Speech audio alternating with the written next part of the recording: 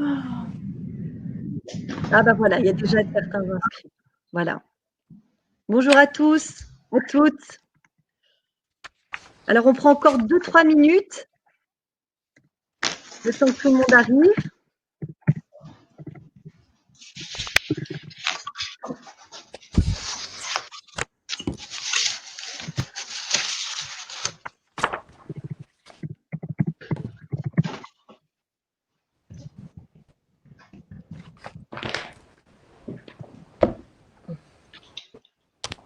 Ça va, Anne, tu nous entends bien? Oui, moi je vous entends bien. C'est marrant parce qu'on voit pas. Là, on peut se parler. On est en mute là par rapport aux gens. Oui, oui, tout à fait. On est en direct D'accord. même. Non, mais du coup, on nous entend ou pas? On nous Oui. entend. Ah, d'accord. J'ai Ok, simplement, pardon. voilà, j'ai prévenu dans le chat à côté qu'on attendait 2-3 minutes le temps que tout le monde arrive. D'accord. Ok, c'est gentil. Le Parce temps que que, voilà, le temps que Maître Boubli arrive aussi. Ok. Non, parce que j'ai pas toujours. Ah voilà, je vois plein de bonjours. Effectivement, je vais me mettre le chat comme ça. Je verrai. Parce qu'en fait, c'est la première fois. Je vois personne. Je vous vois juste toutes les deux. Et du coup, je me demandais si on était on air. Tout à fait, c'est le cas. Je vais rajouter d'autres. Alors, je vais demander à Maître Boubli si elle est bien connectée. Non.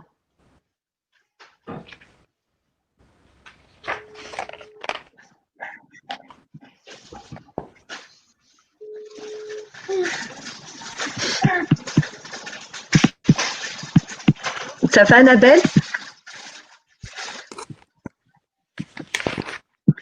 Ah ouais. D'accord. Super. Alors, on t'attend. Pas de souci. À tout de suite.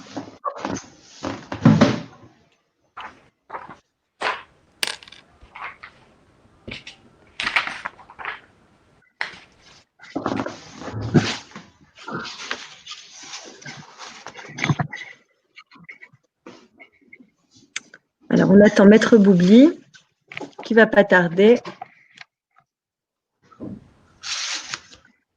Pendant ce temps, je vais intégrer de nouvelles documentations dans les dossiers.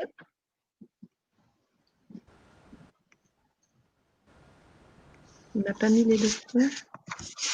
Oui.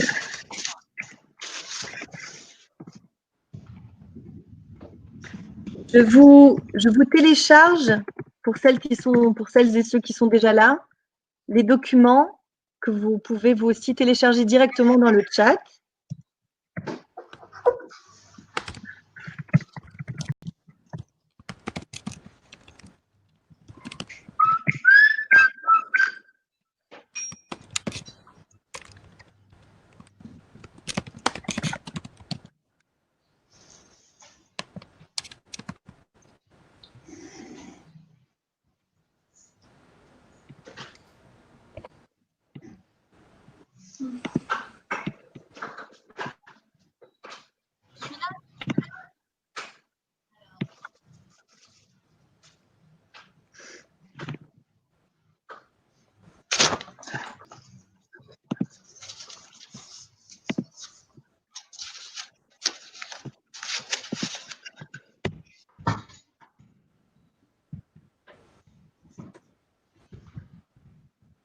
Bonjour. Ah. Bonjour Annabelle. Bonjour. Alors, une toute petite minute et on démarre immédiatement.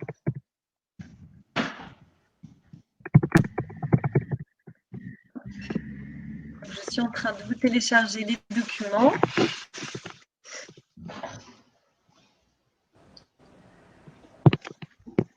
Hop.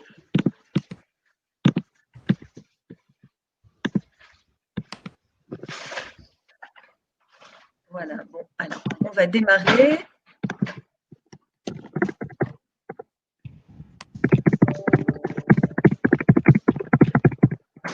Je regarde le nombre de participants.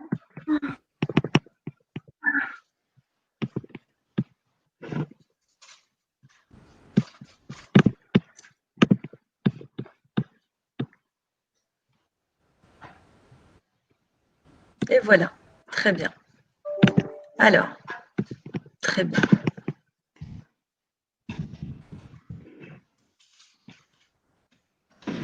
Très bien.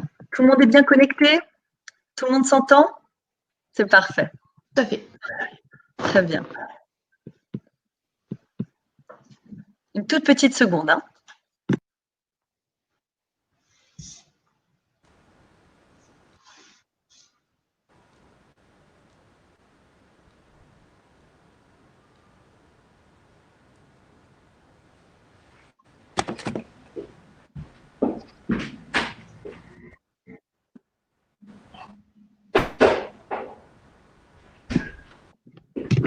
Très bien. Eh bien, démarrons. Démarrons. Alors, bonjour à toutes et à tous. Je suis ravie de vous retrouver pour ce deuxième webinaire sur le thème et la problématique du télétravail. Alors, aujourd'hui, déjà, j'espère que vos proches, collègues et vous-même vous portez au mieux. Je suis ravie de vous revoir pour les noms que je vois défiler. J'en connais certains et certaines, donc des habitués des petits déjeuners juridiques. Et pour les nouvelles personnes, de vous rencontrer virtuellement. Je vous reprends tout de suite.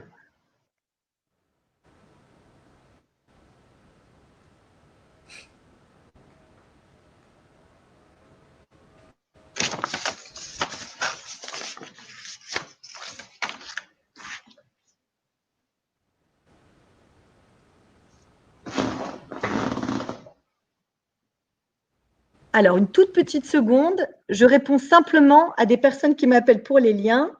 Oui, allô? Oui. Alors, il faut mettre, là, je suis juste en direct, il faut mettre le lien sur la barre Google directement. Comment vous n'avez pas reçu? Alors, attendez, je vous le renvoie tout de suite. Je vous le renvoie tout de suite. Je vous en prie. Redonnez-moi juste le début de votre mail, s'il vous plaît.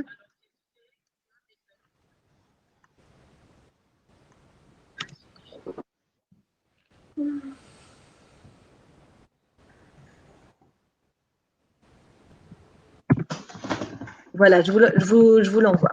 C'est fait. Merci, je vous en prie. Au revoir. Alors, est-ce que tout le monde est toujours là? Voilà, je m'excuse pour ces petits aléas de connexion. Certains et certaines d'entre vous m'ont téléphoné. Donc là, j'éteins mon portable et je reprends mon propos. Donc, je vous souhaite à tous et voilà, à tous la bienvenue. Pour ceux que je connais, je suis ravie de vous revoir. Et pour ceux que je ne connais pas, eh bien, j'espère que vous allez apprécier ce format de webinaire qui reprend, on va dire, l'état d'esprit de nos petits déjeuners juridiques, à savoir vous proposer une information sur des sujets de droit et de société avec un point de vue très pratico-pratique, en espérant que vous en ressortiez avec des éléments de connaissance, de compréhension, pour pouvoir orienter au mieux les salariés et les agents que vous accompagnez. Alors, l'objectif rapidement de ce webinaire, c'est le suivant. C'est donc, comme je vous l'ai dit, de vous offrir une vision pratico-pratique des enjeux juridiques et sociétaux qui nous bouleversent actuellement en 45 minutes top chrono. Donc, on va vraiment essayer d'aller straight to the point, c'est-à-dire qu'il n'y aura pas d'exposé de droit, il n'y aura pas de grands monologues sans fin, ennuyeux, mais véritablement donc des clés pour comprendre, apprendre et transmettre.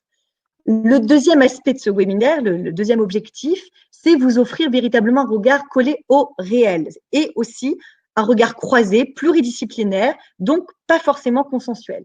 Donc, comme vous l'avez vu, pour certains d'entre vous qui ont assisté au premier webinaire sur le confinement, les problématiques de confinement, de droit de visite et d'hébergement concernant les enfants de parents séparés ou divorcés, eh bien, on souhaite aujourd'hui, dans le cadre de ces webinaires, plus encore que dans le cadre des petits déjeuners juridiques, de mêler l'expertise des avocats, des juristes, mais aussi d'autres professionnels. Alors, mardi dernier, on a eu le plaisir de recevoir Madame Marvy, qui était médiatrice familiale, et aujourd'hui, nous allons partager nos réflexions et actions avec Maître Annabelle Bougli, que certains et certaines d'entre vous connaissent, qui est avocate en droit social et qui m'accompagne. On travaille en binôme donc sur les dossiers de droit social au sein du cabinet Buchin-Gérubin. Et donc, nous partagerons nos réflexions et actions avec Anne Trester, qui est coach en entreprise, ex-HEC, et formée à l'intelligence collective et aux transitions de carrière. Vous avez aussi Léa Marteau, qui est notre stagiaire, élève avocate, et qui nous donnera des éléments de législation et qui aussi reprendra tout au long de ce webinaire les questions essentielles que vous allez pouvoir poser de manière tout à fait libre, direct dans le cadre du chat, et nous essaierons de vous y répondre, de répondre à ces questions autant que faire se peut dans le temps imparti, c'est-à-dire dans le quart d'heure qui suivra les 45 minutes de présentation, c'est-à-dire de 3h moins le quart à 3h. Et si nous n'avons pas le temps de vous répondre, bien évidemment, nous prendrons le temps de vous répondre par mail dans un second temps. Si les questions sont générales, eh bien, nous vous répondrons sur notre site internet lui-même, sur l'onglet ressources open access. Et là, vous avez déjà dans l'onglet documents 4 documentations incontournables et très précises, très circonstanciées. Et pour des questions plus précises, donc, on les intégrera dans notre site internet. Donc maintenant, nous allons rentrer directement dans le sujet du jour, c'est le télétravail à l'heure du Covid. Comment bien vivre le télétravail et, de facto, quelles sont les obligations des salariés et employeurs.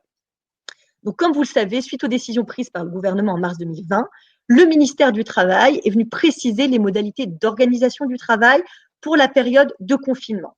Et donc, le télétravail, qui était une option, une opportunité offerte aux salariés et aux employeurs, devient aujourd'hui une règle impérative pour les postes qui le permettent, c'est-à-dire aujourd'hui quasiment 70% de la population.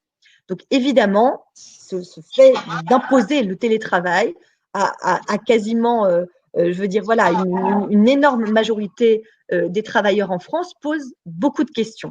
Alors, je vais vous les donner en vrac. C'est évidemment quels sont les postes qui permettent le télétravail, que se passe-t-il pour les postes qui ne le permettent pas, comment mettre en place le télétravail, suis-je obligé de me mettre en télétravail, mon employeur peut-il l'exiger, comment organiser efficacement avec sa vie personnelle lorsque l'on doit travailler donc sur son lieu de vie, ce qui est le cas de 90% des gens. Salarié-employeur conserve-t-il les mêmes droits et obligations qu'en temps normal? Donc, je vais démarrer par une question de base. C'est le télétravail, on sait ce que c'était avant le Covid. Alors, quid du télétravail en situation normale et quels sont les changements imposés par le Covid? Donc, habituellement, le télétravail, qui est implémenté dans le Code du travail depuis 2005, c'est la grande année de la réforme du droit du travail, elle est implémentée à l'article L 1222-9 du Code du travail, et vous avez la législation dans l'onglet documents sur le chat. Ça prévoit donc que l'entreprise prépare un accord ou une charte négociée avec les partenaires sociaux sur ce sujet. Donc, ce document fixe le cadre d'exercice du télétravail avec les obligations des deux parties, c'est-à-dire le maintien des droits et de la protection du salarié, les populations qui sont éligibles au télétravail et les conditions de demande du télétravail, le nombre de jours autorisés, les conditions de réversibilité, etc. Ce serait trop long, là je n'ai pas l'espace pour vous en parler. Vous trouverez ça encore une fois dans la documentation qui vous est fournie. Sauf que bien évidemment, dans un contexte de pandémie, de coronavirus, les entreprises n'ont pas pu préparer ce passage en télétravail, c'est-à-dire qu'elles n'ont pas pu préparer ce fameux accord, cette fameuse charte négociée avec les partenaires sociaux sur ce sujet. C'est pourquoi, voilà, on va aborder ce que nous dit actuellement le droit du travail concernant le télétravail en période de pandémie, de coronavirus. Donc, je vais passer tout de suite la parole à Léa, qui va nous préciser justement quoi se différencie le télétravail en situation normale et le télétravail dans le cadre de l'épidémie. Oui, tout à fait. Alors, comme vous l'avez dit, Judith, le télétravail en situation normale, donc c'est un droit qui est prévu par la loi et qui peut être mis en place soit de manière régulière, soit occasionnellement, soit par un accord collectif. S'il n'y a pas d'accord collectif, ça sera par une charte élaborée par l'employeur. Et à défaut donc d'accord collectif et de charte, le télétravail peut être mis en place par un accord formalisé entre l'employeur et le salarié. Alors, il faut savoir qu'en situation normale, si un salarié qui occupe un poste qui est éligible au télétravail demande à son employeur de bénéficier donc du télétravail, si son employeur refuse, il sera obligé de motiver son refus. À l'inverse, si c'est le salarié qui refuse d'accepter un poste de télétravailleur, ce ne sera pas un motif de rupture du contrat de travail. Donc, comme a expliqué Judith, dans une période normale, le télétravail, donc, il se prépare et l'entreprise aboutit à un accord ou à une charte négociée avec les partenaires sociaux. Ce document est vraiment important parce que c'est lui qui permet de fixer le cadre d'exercice du télétravail en précisant quelles sont les obligations du salarié et de l'employeur, à quelles conditions on peut demander le télétravail, quels sont les postes qui sont éligibles ou le nombre de jours encore qui sont autorisés en télétravail.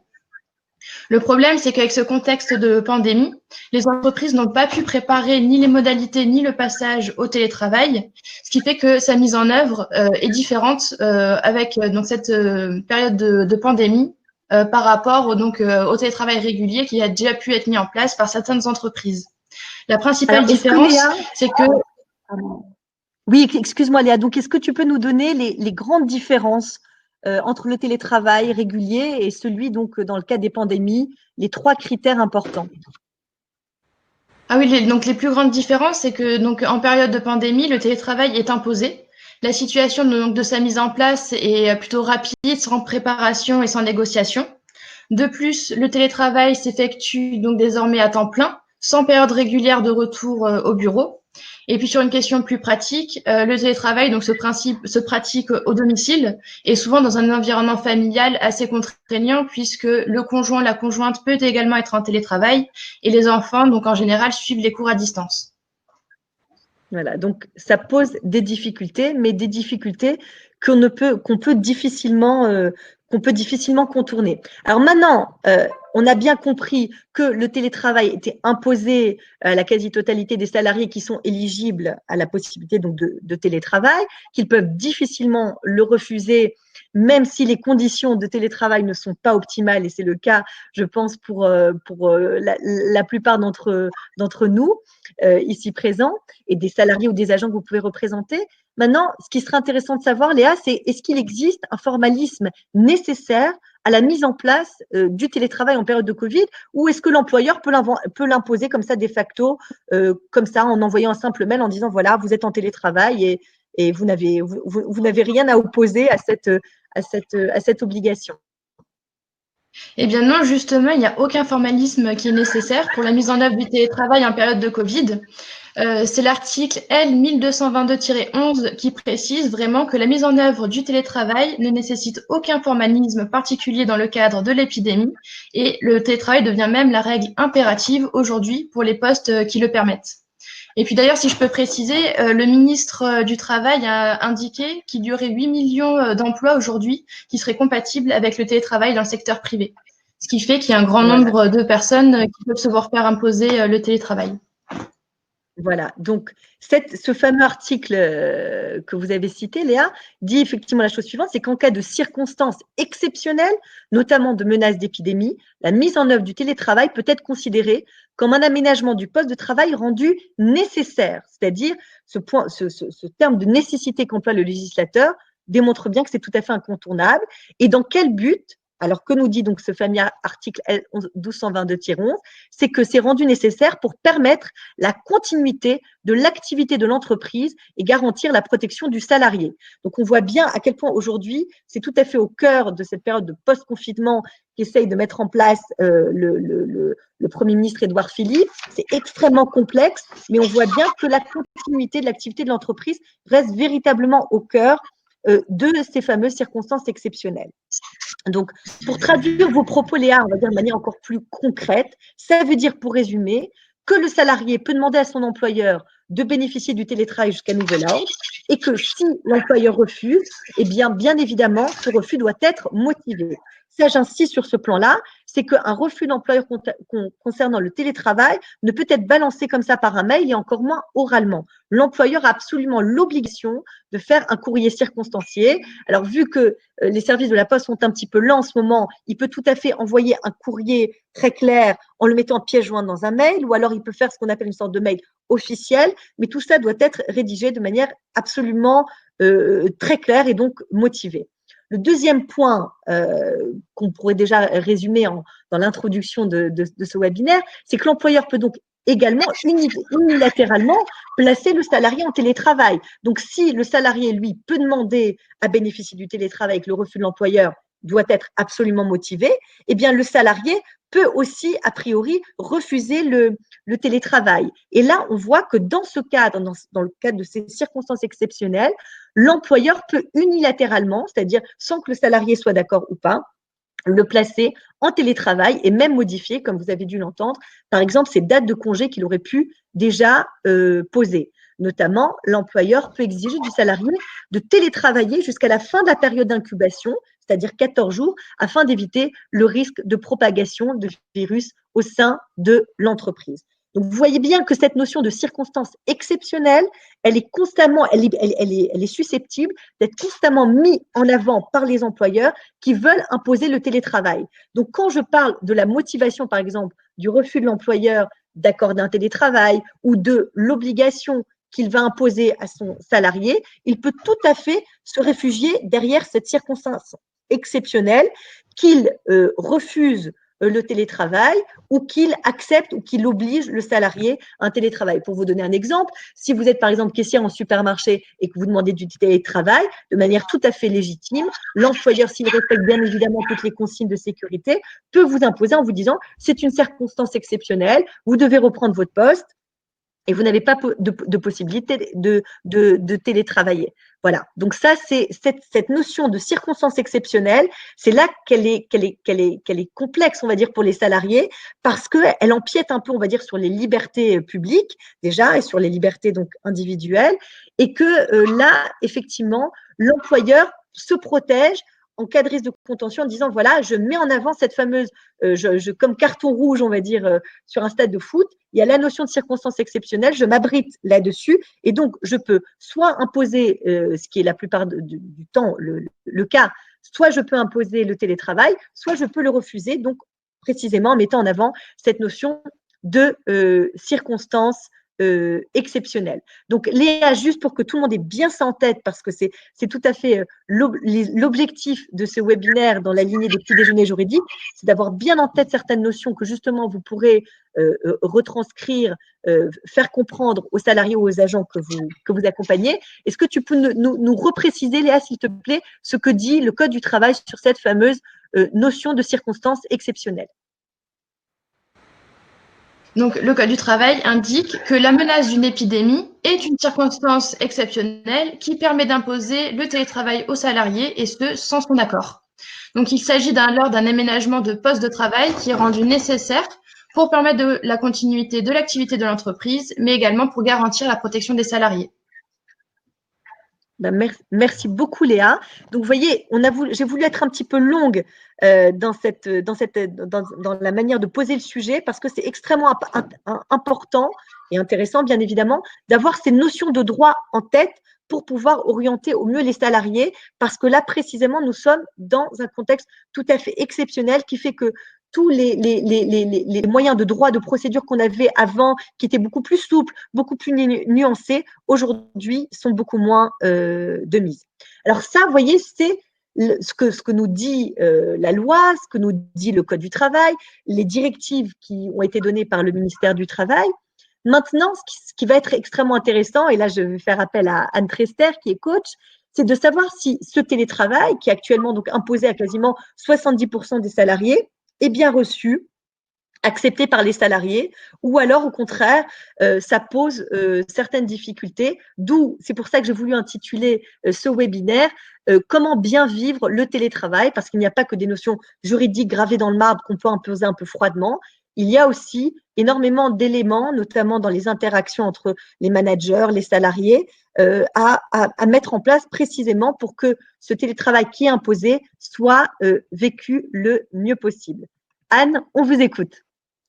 Écoutez, bonjour à toutes, bonjour à tous. Merci Judith déjà pour avoir organisé ce webinaire et puis merci pour cette question. Alors je vais essayer d'y répondre peut-être en 2 temps ou 3 temps, en 2 temps. D'abord, effectivement, moi je me suis intéressée à essayer de voir s'il y avait des ressources ou des informations sur comment les Français vivaient le télétravail pendant la durée du Covid. Et en fait, j'ai trouvé une petite étude que je vous fais suivre tout de suite dans le chat, que donc vous pourrez toutes consulter par la suite. J'ai regardé aussi à partir, moi, d'expériences, en fait, de retours que j'ai eu terrain, de salariés, de managers, sur effectivement comment les personnes vivaient le télétravail. Alors, bien sûr, moi, ce que je vais vous donner, c'est les retours que j'ai eus, les sources, les lectures que j'ai pu avoir, ce n'est pas une généralité. Parce que je pense qu'il y a un point qui est hyper important, c'est que le télétravail, comme beaucoup d'autres aspects de management, en fait, il n'y a pas une réponse. En fait, chaque personne est dans une situation donnée qui va faire qu'elle va pouvoir ou pas aborder le télétravail de manière positive. Et ça, je pense que c'est très important de le dire, c'est-à-dire qu'il n'y a pas le télétravail, c'est bien ou c'est mal, ça va dépendre. Alors, de quoi ça va dépendre par rapport à ce que j'ai lu? Déjà, il y a un aspect condition tout simplement de travail, c'est-à-dire à partir du moment où le télétravail a obligé énormément de gens à travailler chez eux, bah, évidemment, si vous avez 150 mètres carrés, c'est beaucoup plus facile que si vous avez un petit 3 pièces ou un 2 pièces dans lequel vous partagez un espace avec votre conjoint, avec des enfants. OK? Donc ça déjà, c'est hyper important. Enfin, je pense que c'est important de le préciser. Donc, ça dépend effectivement des conditions de travail. Ça dépend aussi si les personnes ont déjà pu expérimenter le télétravail. Et là-dessus, je dirais qu'il y a beaucoup de gens pour qui c'est une première. Ça, c'est sûr. Les personnes qui ont déjà expérimenté le télétravail, ne serait-ce qu'à raison de 1 ou 2 journées par semaine, sont évidemment plus préparées à ce qui s'est passé. Là, ça a été très compliqué pour des gens qui n'avaient jamais mis en place de télétravail, donc problème de matériel, problème de place. Et puis, après, on retrouve toutes les difficultés qui sont liées au télétravail que j'ai envie de résumer de la manière suivante. Souvent, ce qui est compliqué, c'est l'organisation de mon temps. C'est-à-dire qu'avant, j'étais structurée. Je pars, j'arrive à 9h30 par exemple. J'arrive à 9h30 au travail, j'ai la pause déjeuner à 12h30 et ainsi de suite. Là, tout d'un coup, effectivement, les gens se retrouvent totalement responsables de leur agenda, totalement responsables de se mettre ou pas au travail. Ceci étant, je précise qu'ils n'ont pas une totale autonomie puisque un certain nombre de responsables ont très rapidement mis en place un certain nombre de rendez-vous obligatoires pour, je dirais, permettre la continuité du travail, comme d'ailleurs vous l'avez toutes les deux fort justement évoqué. C'est-à-dire que dès le départ, dès la mise en place du Covid, je pense qu'il y a eu une dizaine de jours de flottement, de périodes très, comme ça, dans lesquelles chacun cherchait ses marques. Et puis ensuite, petit à petit, les managers ont décidé de remettre en place, et ça, j'ai eu pas mal de remontées de terrain en ce sens, ils ont remis en place en fait des rendez-vous. C'est-à-dire que l'isolement dans lequel chaque salarié se retrouvait à travailler de chez lui, bah, les managers qui avaient besoin de rassembler leurs équipes, qui étaient sur des projets dans lesquels il y a plusieurs acteurs, forcément, ont remis en place ces rendez-vous-là. Et là, j'en viens à une difficulté que beaucoup de gens m'ont remontée. Du coup, on est passé de 10 jours de on cherche nos marques à un espèce d'overdose, de rendez-vous, de réunions. Et ça, effectivement, c'est une des difficultés que j'ai eu, en tout cas, remontées de la part de certaines personnes. Voilà. Je ne veux pas non plus monopoliser trop longtemps. J'aurais évidemment d'autres choses à dire, mais voilà un premier retour sur votre question, Judith. Ben, merci beaucoup, Anne. Merci beaucoup. Donc, ce sont des pressions très, très pertinentes. Pour rebondir d'ailleurs sur les difficultés que poserait cette fameuse acceptation du télétravail. Alors, on va rebondir là sur une question de droit, une question de fond. C'est quid lorsque mon poste n'est pas éligible au télétravail? Donc là, je vais passer la parole à Maître Boubi.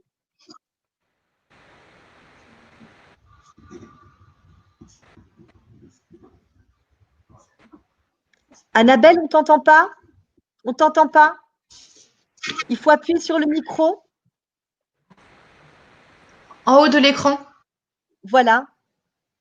Il faut appuyer sur le petit micro en haut. Un petit micro bleu.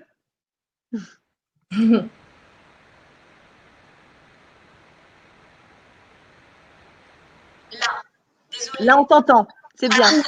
Voilà. C'est bon. Je disais que, oui, comme le disait très justement tout à l'heure Léa, en fait, c'est vrai que l'employeur maintenant peut imposer, il n'y a pas de formalisme pour faire passer un salarié en télétravail. En revanche, là où il reste un formalisme, heureusement, c'est pour ce que tu viens de dire, c'est-à-dire les aménagements du poste du travail de ce fameux salarié qu'on va faire passer un peu à à son corps défendant parfois. Il y en a qui ont très envie de le faire, mais il y en a qui n'ont pas envie. Et cela, en fait, il faut bien évidemment leur aménager leur poste de travail. Comment? Alors, en limitant les réunions, c'est tous les gestes, c'est la continuité de tous les gestes qu'on connaît, les gestes barrières, c'est-à-dire éviter les contacts physiques au maximum, donc limiter les réunions, limiter les déplacements qui ne sont pas obligatoires, éviter de faire des réunions d'équipe, faire un maximum de choses de façon isolée au bureau. Et quand les contacts sont indispensables, bien sûr, faire en sorte de respecter les gestes barrières avec le gel, avec la zone de distanciation d'1 mètre. Et ça, c'est très important. Ça, c'est pour répondre à la fameuse obligation de sécurité en matière de santé du travail. Donc, ça doit s'articuler toujours avec cette obligation de sécurité qui est une obligation de résultat dont on a souvent parlé quand on a fait des petits déjeuners juridiques. Donc ça, c'est une obligation qui reste et qui doit s'articuler avec le télétravail. Voilà. Bien sûr, le salarié, lui, doit toujours respecter les instructions qu'on va lui donner, mais en général, ça ne sera pas un problème, je pense, puisque chacun fait attention à sa propre sécurité avec les gestes barrières. Et par contre, il y a un point en fait très important, c'est pour les parents d'enfants de moins de 16 ans qui seront contraints en fait de rester chez eux pour garder ces enfants. Si jamais l'employeur ne peut pas mettre en place le télétravail pour ces gens-là, pour ces parents-là, ils peuvent se mettre en arrêt de travail et l'arrêt de travail sera indemnisé sans délai de carence. Et il n'y aura pas besoin de passer par son médecin traitant, ça sera directement avec la sécurité sociale. Et voilà, et la chose se mettra en place directement, sans aucun délai de carence. Voilà. Il faudra, bien sûr, après la déclaration, que le salarié envoie l'attestation à son employeur avec une attestation sur l'honneur de garde d'enfant pour pas que ce soit abusif. D'accord. Alors, Annabelle, on est bien d'accord, l'employeur ne peut pas refuser cet arrêt de travail. Non, c'est pas du tout. C'est impossible, l'employeur ne peut pas le refuser. Voilà, ça c'est une obligation de l'accepter.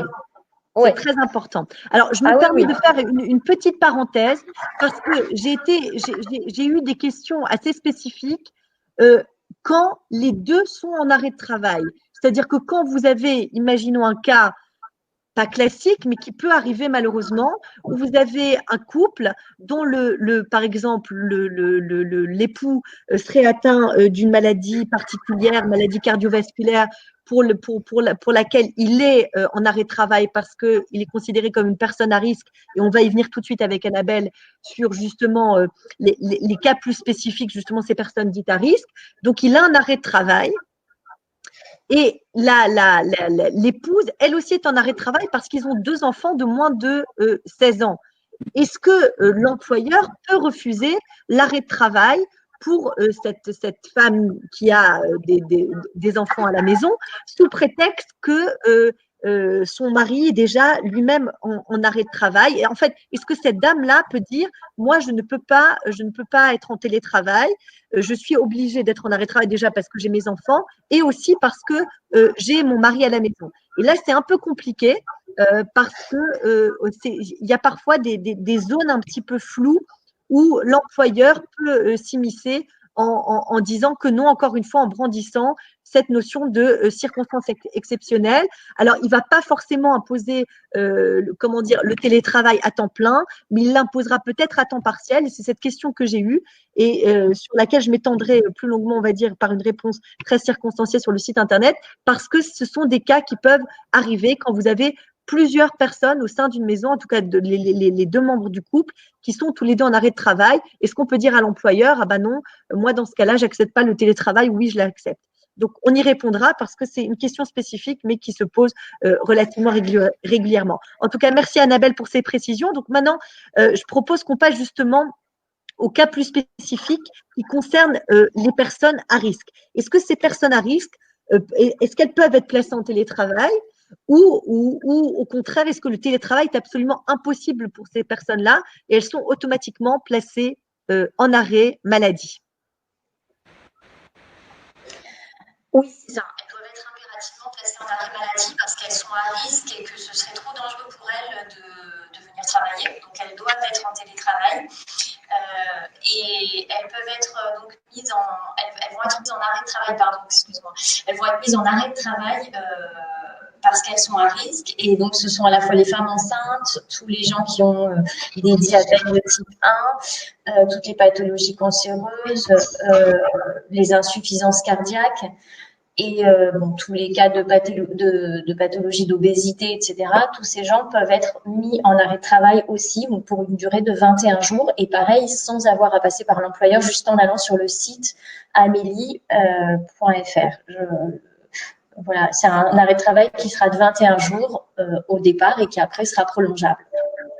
Voilà. Bah, écoutez, voilà, merci beaucoup Annabelle. Donc ça, ces points-là aussi, c'est aussi donc quelque chose que peut imposer, on va dire, le salarié, sans que l'employeur n'ait à se mêler, sans que la médecine du travail n'intervienne en disant oui, je suis d'accord, non, je ne suis pas d'accord. Vous savez, quand ça se passe parfois en matière d'inaptitude, là, c'est le salarié qui met en avant sa pathologie et qui dit que voilà, il fait partie de ces personnes à risque.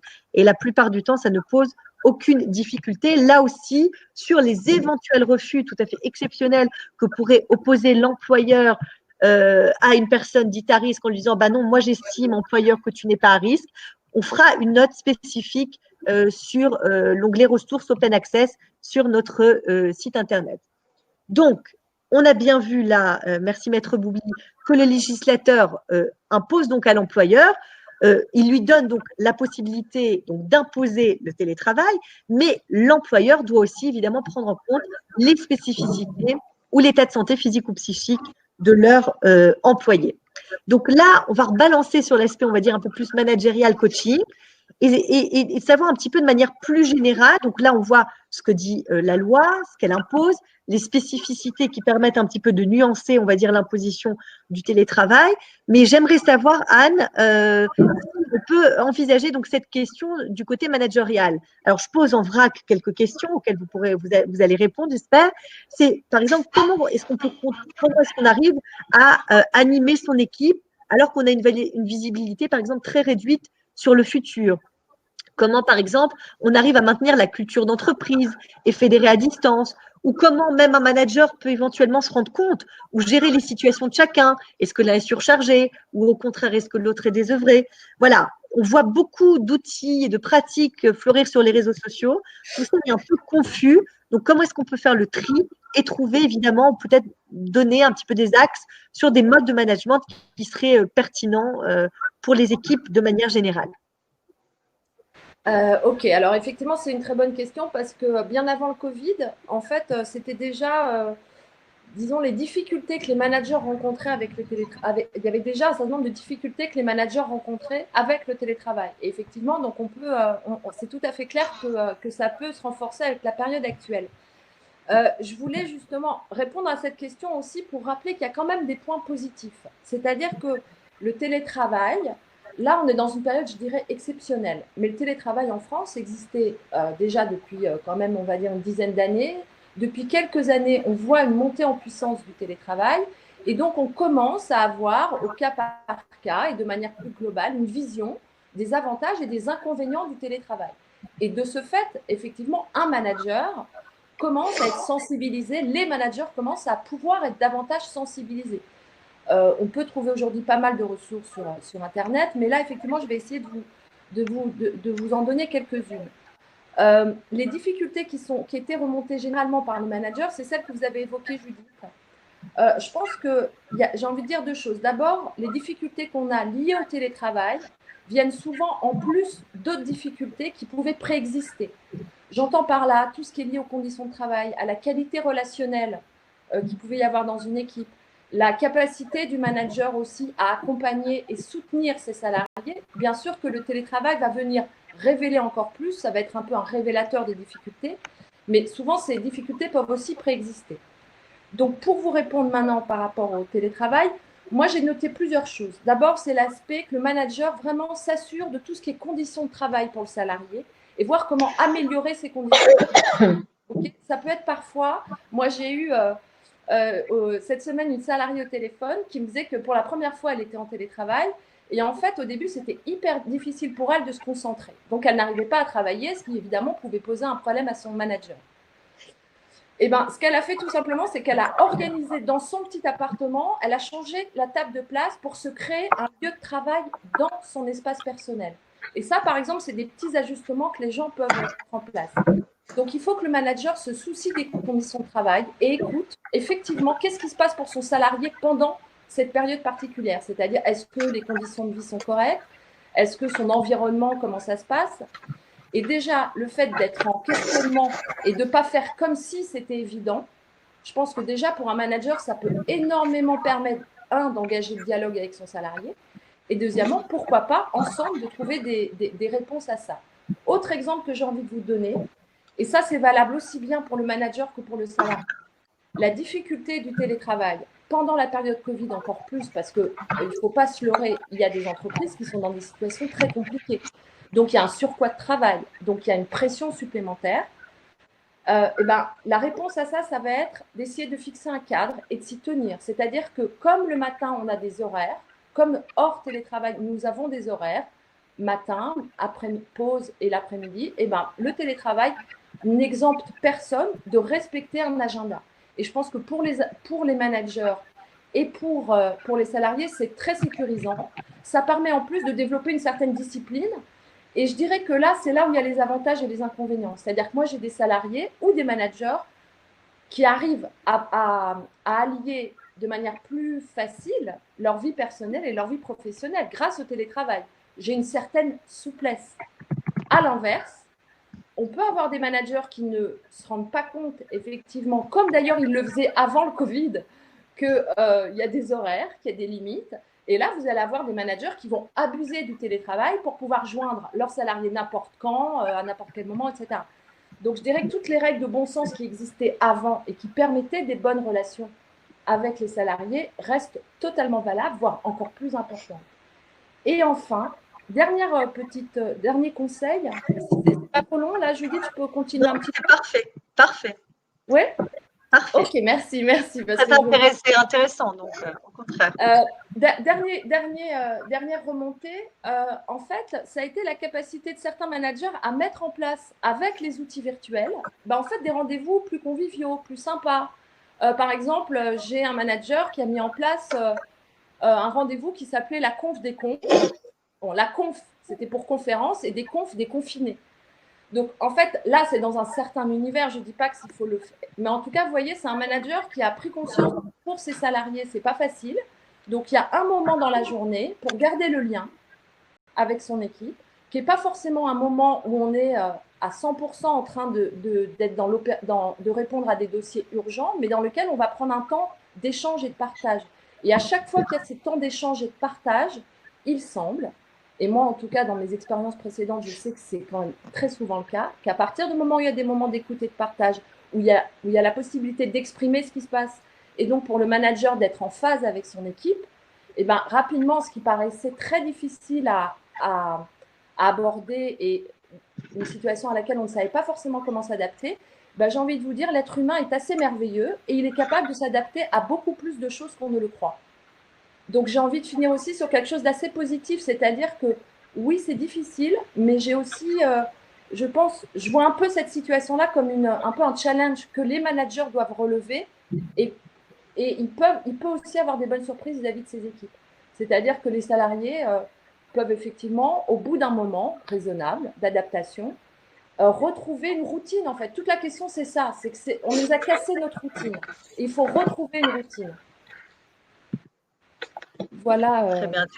Très intéressant. Merci beaucoup, Anne. Est-ce que ce serait possible que vous nous donniez quelques questions qui puissent permettre aux assistants sociaux qui suivent ce webinaire à engager comme ça le dialogue avec les agents et salariés qui les accompagnent pour bien, cibler leurs problématiques sur le plan, on va dire, personnel, bien-être, pour après justement mieux rebondir sur l'aspect plus juridique. Est-ce que vous avez comme ça quelques questions qu'on transférera bien évidemment aussi dans le cadre des documents, qui pourraient aider les personnes qui écoutent ce webinaire?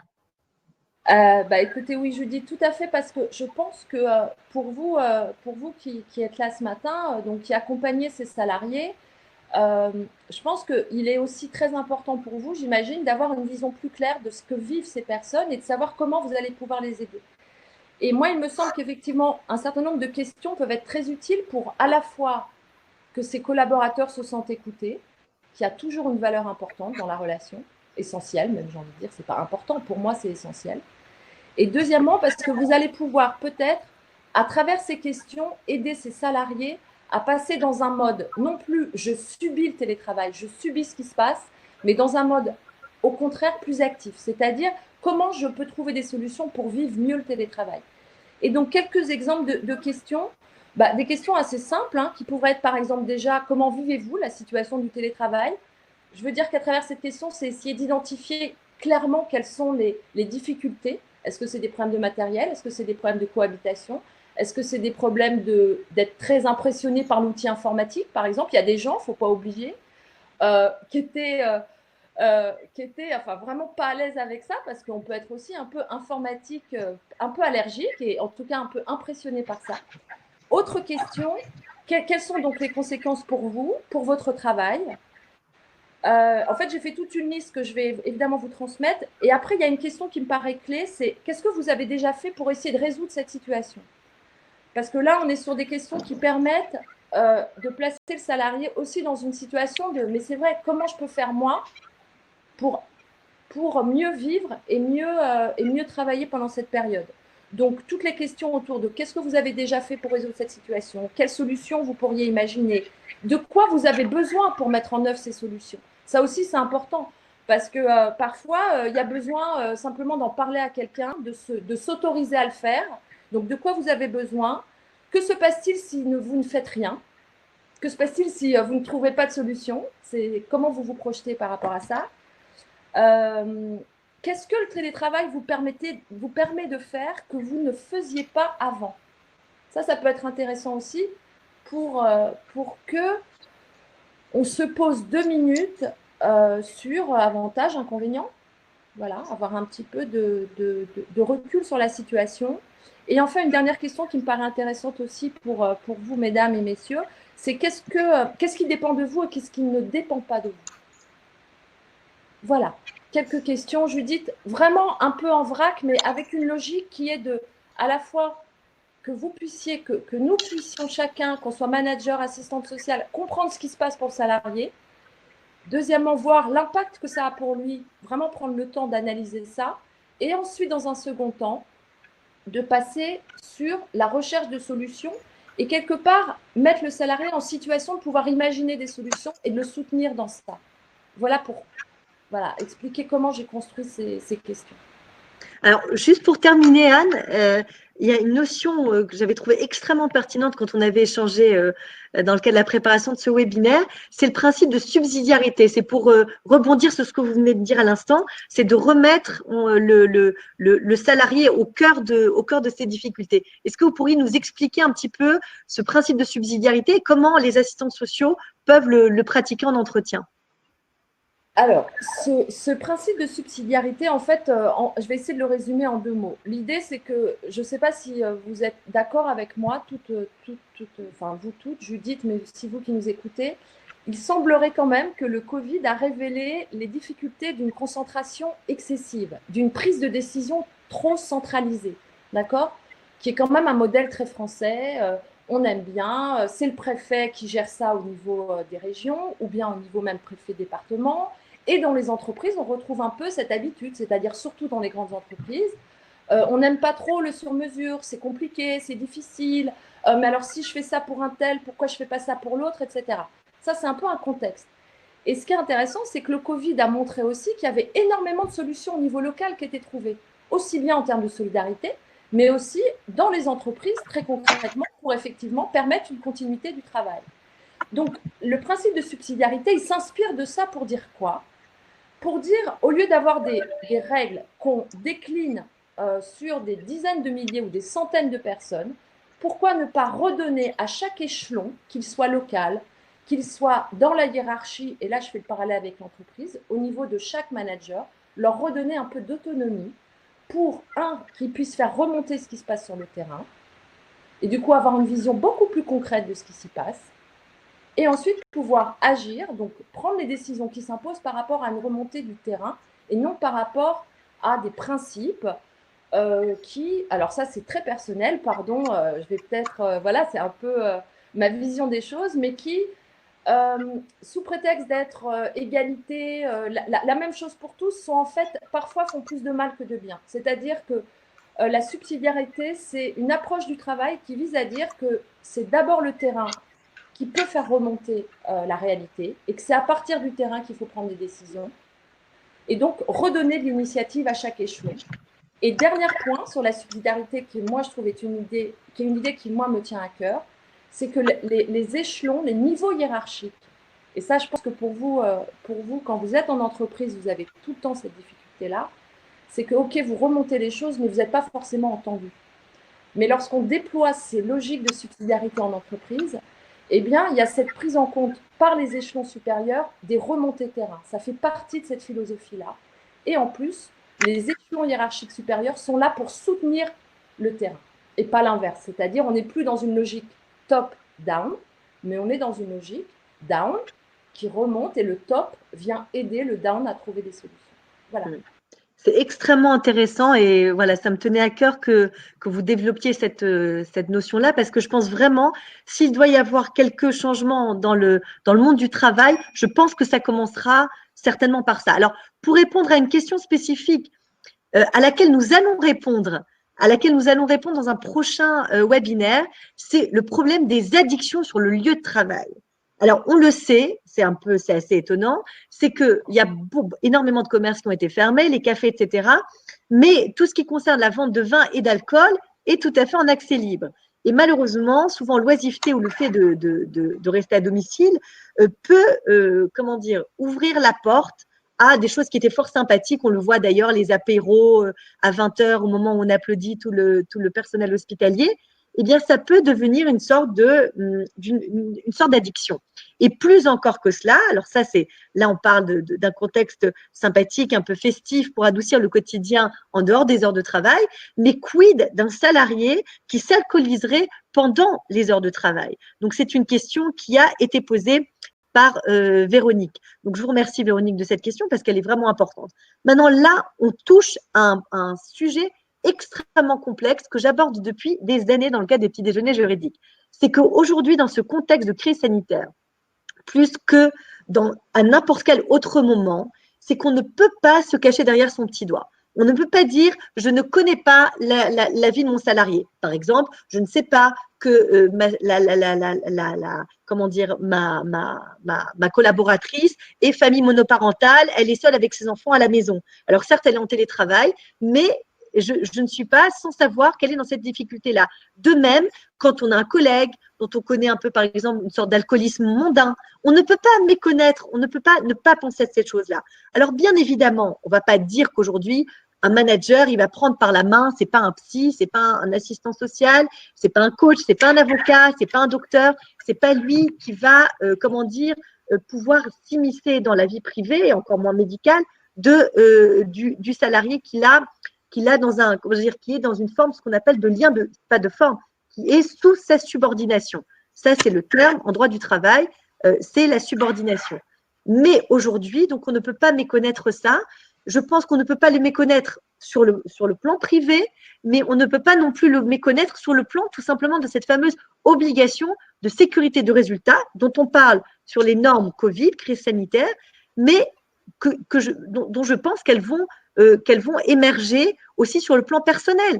Imaginez, je vous parle d'un cas un peu dramatique, mais imaginez quelqu'un qui est en réunion Zoom ou webinaire ou Jam ou peu importe le format, et on entend des cris, on entend son mari l'insulter en direct pendant le Zoom. Vous voyez, qu'est-ce que vous faites? Vous voyez, où on entend quelque chose de très grave du style « je vais te tuer, je vais t'éclater », vous voyez, ce genre de choses.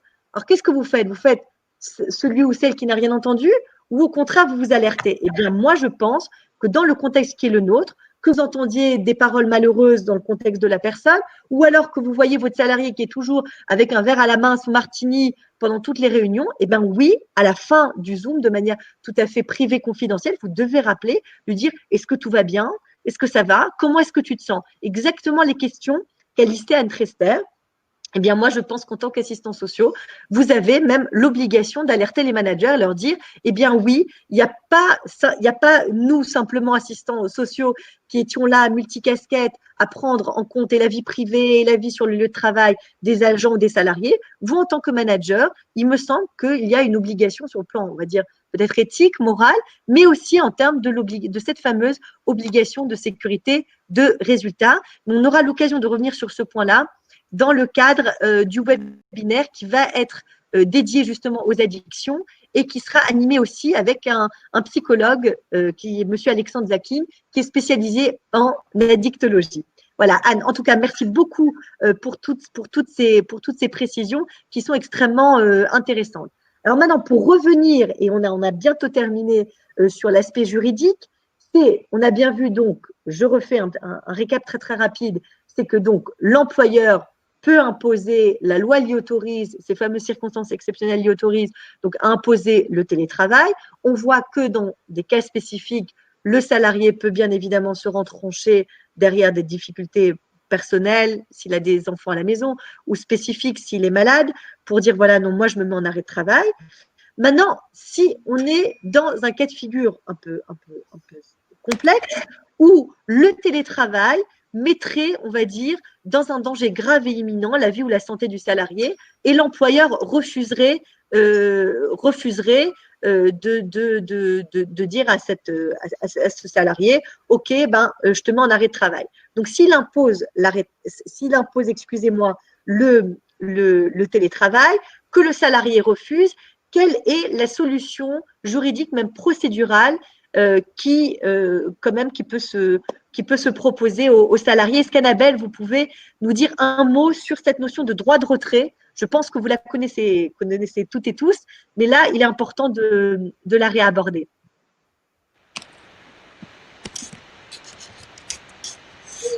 Le droit de retrait, c'est l'article 4131 du Code du travail. Donc, je pense en effet que vous la connaissez toutes et tous. Ça permet à tout travailleur qui s'estime en danger grave et imminent pour sa santé physique ou morale de se retirer de son travail. Et toute la question va être que ce soit un droit de retrait exercé de façon légitime.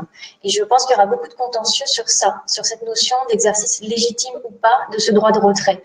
Parce que autant sur le lieu de travail, ce sera facile de montrer qu'il y a un danger. Si par exemple tous les aménagements en matière de sécurité ne sont pas faits, là, oui, en effet, il y aura un danger pour le salarié et son droit de retrait sera certainement considéré comme légitime. Par exemple, s'il n'y a pas de distance de sécurité ou s'il n'y a pas de gel, s'il y a des réunions sans cesse, etc. Mais autant à son domicile, je pense que ça sera compliqué de montrer qu'il y a un danger grave et imminent et de se retirer donc d'exercer ce droit de retrait. Mais bon, ça peut tout de même, je pense, arriver aussi, si je ne sais pas s'il y a un conjoint violent ou s'il y a des choses comme ça, je ne sais pas ce que vous en pensez, mais voilà, ça sera toute la question du contentieux sur le droit de retrait. Voilà. Alors ça, c'était très important. Alors, si vous nous laissez encore 5 petites minutes pour terminer, c'est qu'effectivement, donc ce droit de retrait, il faut 2 critères cumulatifs, c'est-à-dire que le danger soit à la fois grave, c'est-à-dire c'est un danger susceptible de produire un accident ou une maladie, et imminent, c'est-à-dire qu'il est susceptible de se réaliser brutalement. Donc, vous ne pouvez pas simplement dire il y a un danger grave, il faut que le danger, il soit et grave et imminent. Donc, comme l'a dit Annabelle, donc ce contentieux va certainement émerger, liés donc au droit de retrait. Il y aura certainement aussi 3 autres types de contentieux, les contentieux majeurs qui vont être soulevés. C'est la preuve du télétravail. Voyez, s'il n'y a pas de clause, pas d'avenant au contrat de travail, que rien n'a été prévu, voilà, la preuve du télétravail ou pas. Il y a aussi la difficulté de personnes qui sont en arrêt de travail et à qui on impose comme ça en douce de quand même télétravailler quelques heures dans la journée. Donc ça, je pense que ça fera l'objet d'un grand contentieux parce que vous n'êtes pas sans savoir que surtout pour les gens qui ont un haut poste dans l'organigramme, qui sont managers, qui dirigent des services, ils peuvent être en arrêt de travail et on leur demande quand même, tu vois, tu ne peux pas lâcher ton équipe, sois quand même en télétravail. C'est tout à fait illégal. Et donc, certainement, il y aura des contentieux à ce niveau-là. Il y aura aussi certainement des contentieux liés à l'indemnisation des frais du télétravail, notamment au fait de devoir peut-être se munir d'une imprimante si on n'a pas à la maison. Voilà. Et enfin, il y a un contentieux spécifique que là, je n'ai pas le temps d'aborder, que vous avez dans la documentation, qui est un contentieux lié à l'indemnité d'occupation du domicile en temps de télétravail. Normalement, elle est prévue dans un cadre de télétravail régulier, mais là, quid, pour l'instant, on ne sait pas exactement ce qu'il en est. Voilà. Donc, je rappelle simplement que côté salarié, contrairement au travail qui est réalisé au sein des locaux, donc le télétravail suppose la fixation de créneaux horaires sur lesquels le salarié doit être joignable. Vous n'êtes pas contraint d'être joignable du matin jusqu'au soir. Ça, c'est extrêmement important. Même si vous êtes dans un secteur un peu pressurisant et que le manager vous le demande, il n'a pas le droit, l'employeur peut être sanctionné pour ça. Donc, il y a des créneaux horaires, comme l'a dit très bien Anne, au plan managérial, il y a des créneaux horaires que vous devez imposer à l'employeur en disant, voilà, c'est comme, comme au sein de l'entreprise, il y a des horaires, vous n'êtes pas malléable et corvéable à merci. Maintenant, il y a une question aussi très intéressante, c'est si un accident survient au domicile du télétravailleur pendant son temps de travail, par exemple un accident domestique, quid? Est-ce que c'est un accident domestique ou c'est un accident de travail? Et là, c'est là que ça va être extrêmement intéressant. Cet accident dans les créneaux horaires du télétravail est constitutif d'un accident de travail. Ça aussi, j'y reviendrai plus précisément dans la documentation. Voilà. Donc, vous avez compris que si la situation le permet, si donc on est face à un danger grave et imminent, le salarié peut exercer son droit de retrait. De même, quelqu'un qui a des enfants de moins de 16 ans ou des personnes à risque, dont l'emploi n'est pas réalisable en télétravail, donc il peut refuser donc, le télétravail. Alors, attention, côté salarié, là, puisque le sujet du jour, c'était donc les obligations et droits des salariés et des employeurs, un salarié qui reviendrait d'une zone à risque ou qui a côtoyé une personne susceptible de transmettre le virus, il est obligé, mais alors ça, il faut vraiment bien que vous m'écoutiez, hein, il est obligé d'en informer son employeur. Et s'il n'informe pas son employeur, c'est une faute qu'il commet. Il pourrait être sanctionné à ce titre. Donc, peut-être que là aussi, on verra émerger un contentieux. On ne sait pas. Nous verrons. Voilà.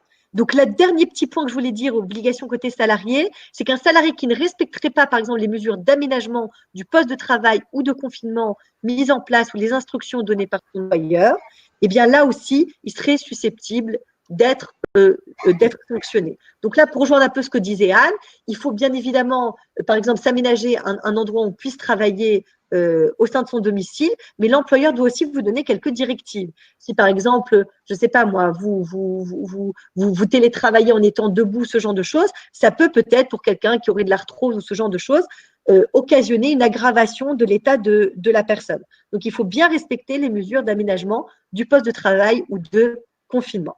Voilà, on a essayé de vous transmettre la substantifique moelle, comme disait Rabelais, des problématiques liées au télétravail, de certaines pistes concernant le bien-être au travail.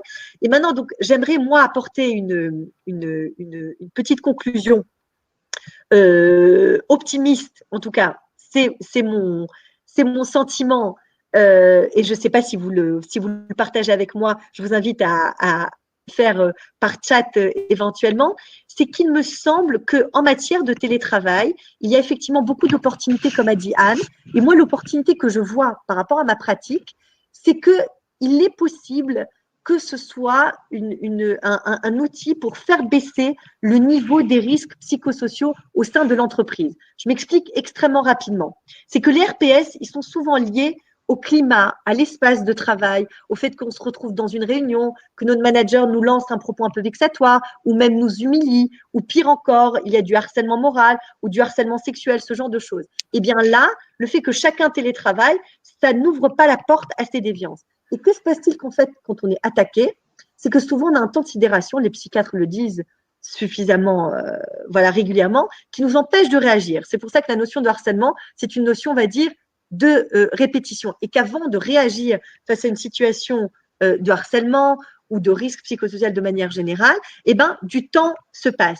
Et là, il me semble que le fait que ce soit par écran interposé, eh bien, les personnes vont être beaucoup plus saisies. Par exemple, si un manager vous parle mal par écran interposé, si là, par exemple, j'avais une parole malheureuse à l'égard de Léa, de Annabelle ou de Anne, il me semble que tout de suite directement, ça donnerait une sensation de dire « Ah non, mais comment il me parle, ça n'est pas possible, etc. » Donc, moi, j'ai la sensation que ce télétravail va permettre potentiellement de régler les problématiques liées à tout ce qui est risques psychosociaux. On va voir, en tout cas, c'est ma vision optimiste des choses. Et j'aimerais savoir, Anne, ce que vous en pensez aussi là pour clôturer. Moi, être optimiste, je suis pas forcément. J'entends très bien, Judith, ce que vous dites, parce que c'est vrai que la relation par écran interposé change évidemment le quotidien et que vous avez tout à fait raison de rappeler que les ambiances de travail participent au RPS. Donc là-dessus, moi, je ne m'avancerai pas, mais j'ai envie à la fois d'être optimiste, en tout cas, sur le fait que le télétravail peut être une opportunité à la fois pour les organisations, et c'est là-dessus que je voudrais insister, comme pour les salariés. Et je pense que pour que ça soit positif, il faut que ça fasse grandir aussi les organisations. C'est-à-dire qu'on ne peut pas d'un côté demander des choses aux hommes et aux femmes qui travaillent et en même temps que les organisations ne s'y adaptent pas, c'est-à-dire ne changent pas elles aussi leur façon de voir. D'où le principe de subsidiarité que j'évoquais. C'est-à-dire que puisqu'on veut de l'autonomie, eh bien, il faut que ça diffuse très largement. Et pour conclure, j'ai trouvé une étude, un sondage, et on a demandé aux gens qui avaient télétravaillé pendant le Covid s'ils souhaitaient poursuivre davantage la mise en œuvre de télétravail. Et bien en fait, c'est assez équilibré, d'où le fait que vous voyez que c'est difficile d'apporter des réponses très précises. C'est assez équilibré, avec 55% des gens interrogés qui répondent que oui, ça leur a donné envie de faire davantage de télétravail, et quand même 45% de gens qui ont dit non, pas vraiment, ou en tout cas probablement pas. Voilà. Très bien. Écoutez, merci beaucoup Anne pour cette participation. Merci Annabelle. Merci Léa. On reste à votre disposition pour toute question. Vous aurez les mails de chacune. Je vous précise parce que c'est une question qui m'a été posée, c'est que les consultations juridiques gratuites du cabinet continuent par visioconférence ou par téléphone. Donc, n'hésitez pas à orienter, si vous le souhaitez, des agents ou salariés qui auraient des questions sur le télétravail. Il ne faut surtout pas être désinvolte sur ces questions. Il faut avoir des notions et des visions extrêmement précises. J'espère que ce webinaire vous a apporté des éclairages essentiels. Et donc, on continue de manière plus approfondie dans la documentation qu'on va vous envoyer. Je vous souhaite une excellente fin d'après-midi et je vous dis à très bientôt. Vous avez encore 18 thématiques pour lesquelles vous pouvez vous inscrire. À bientôt et portez-vous bien, vous et vos proches. Au revoir. Merci beaucoup. Merci Judith. Merci. Au revoir Anne, au revoir Léa. Au revoir.